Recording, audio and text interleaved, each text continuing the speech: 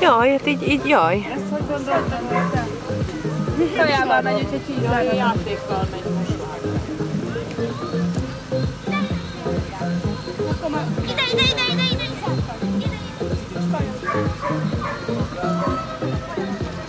Milyen érdekes, Mit hogy van nála? Táplálék. Nem, játék van, nem kaja. Hát akkora nagy kaja azért a nagyfalat lenne. Ez egy dummy. Az egy fél gyulai kolbász. Futás, gyerünk! Menj! Arra még én is futnék. Megnézzük!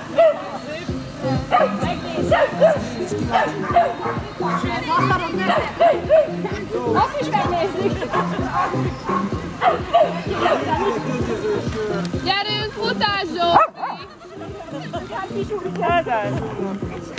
Köszönjük szépen!